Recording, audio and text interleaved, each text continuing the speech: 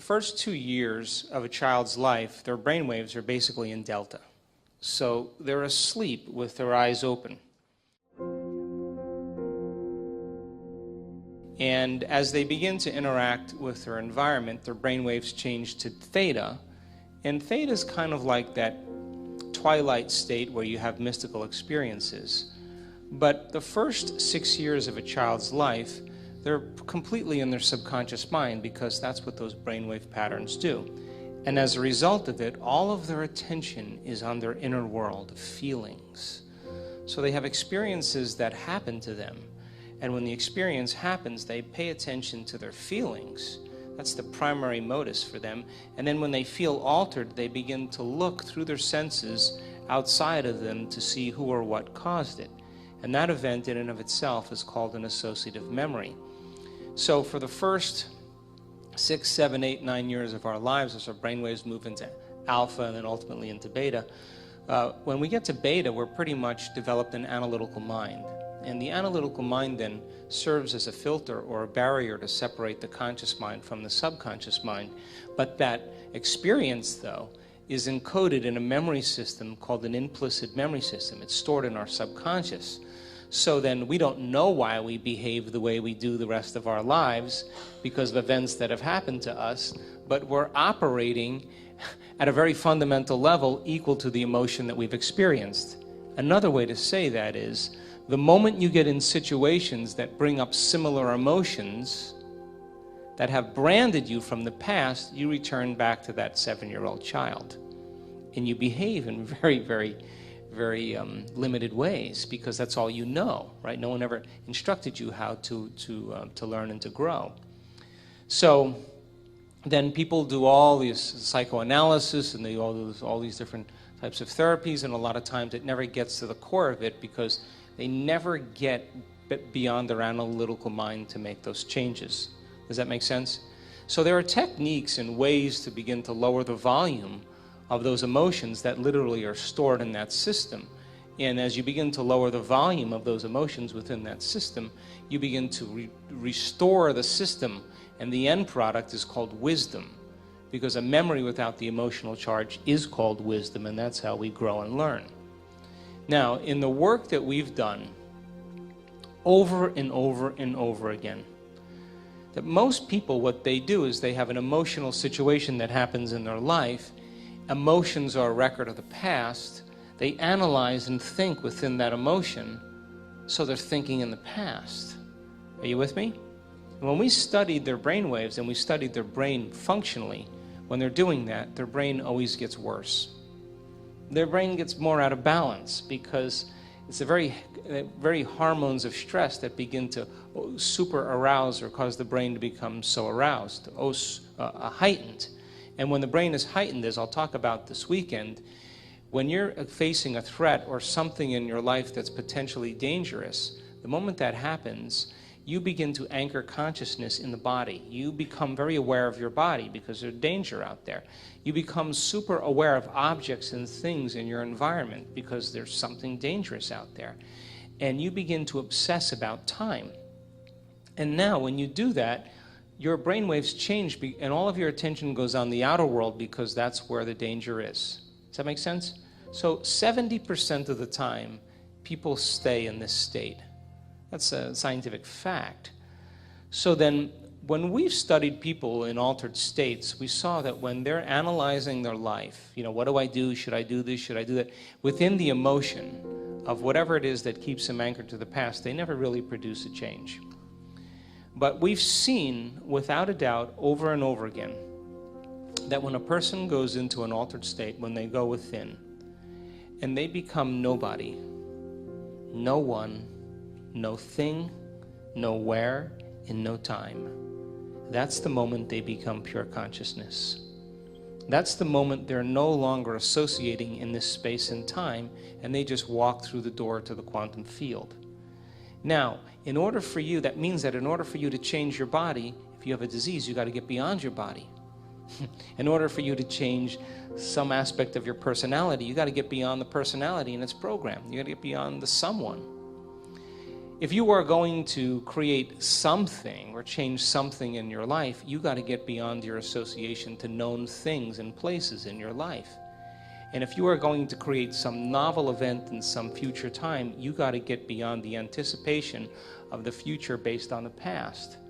And when people actually do that, when they are pure consciousness, that's the moment the brain literally can change in a matter of seconds, because now the operator is no longer immersed in matter. The operator now is beginning to manipulate matter from a different level of mind. And so people can heal their inner child by doing their inner child work, by overcoming emotions, and it requires a certain amount of consciousness and awareness. It requires a certain amount of metacognition or mindfulness to observe who they're being and begin to modify their behaviors and create new experiences and begin to overcome some of those emotions that keep them anchored to the past. But in order to do it in a very quick way, we've seen this over and over again, that people have to get beyond their body, their environment, and time. That's when they all of a sudden, consciousness becomes the epiphenomenon of matter, and a person can have an instantaneous experience that changes them because they're now already in the operating system. And I'll show you some brain scans that will probably floor most of you, because these are not nuns, these are not Buddhist monks, these are not academics, these are not Kabbalistic rabbis. These are common people just like you doing an uncommon thing. And the amount of energy that we're capturing in their brain we have never seen in a scientific experiment to date, which means that person is having a full-on inner experience that's transcendent of any past experience. They're having such a transcendent moment that the experience in that moment is reorganizing the circuitry in their brain, and the end product of the experience is called an emotion. They're feeling awe and wonder and love and joy, and they're signaling new genes in new ways, and that's the moment the past is literally washed out of the body. And we've seen tumors change, we've seen uterine fibroids go away, we've seen anxiety, depression, we've seen MS, lupus, we've seen it change in one instant when the person literally connects that deeply to the power within them. And that's the moment that the rewiring process can happen instantaneously. Now, that doesn't always happen that way. Other times, you got to stay at it. People who have done our work have done their meditations for 3 years. It took them 3 years to heal their condition. But you know what?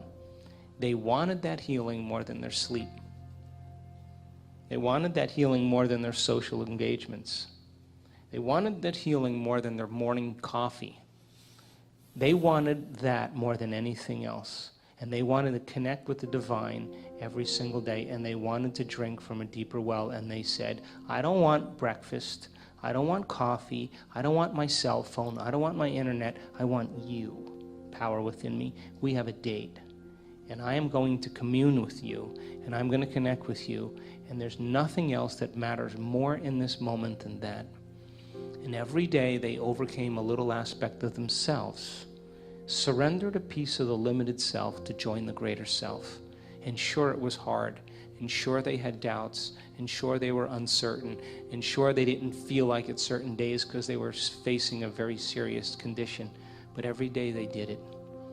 And after a period of 3 years, and they overcame that disease or that condition or whatever, you ask that person, what about that condition or disease? They'll tell you, it was my greatest teacher. What about your father who was an alcoholic and was abusive? That was my greatest lesson. Because what if you think about your father now? Do you have any charge? No. And I'd say, well, now you have wisdom, because the memory without the emotional charge is wisdom.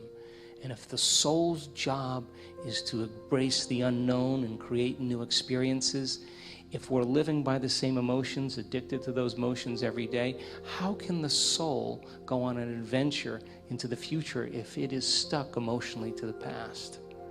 So then positive thinking doesn't work if the person is literally anchored to the past emotionally.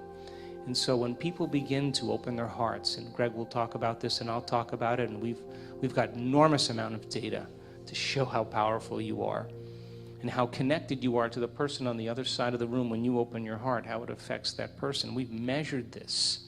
that you are bound in an invisible field beyond space and time, but not when you're feeling anxious, not when you're feeling angry, not when you're feeling frustrated, not when you're judgmental. You're not doing that. You're actually drawing from the field around your body and turning it into chemistry, and your field shrinks.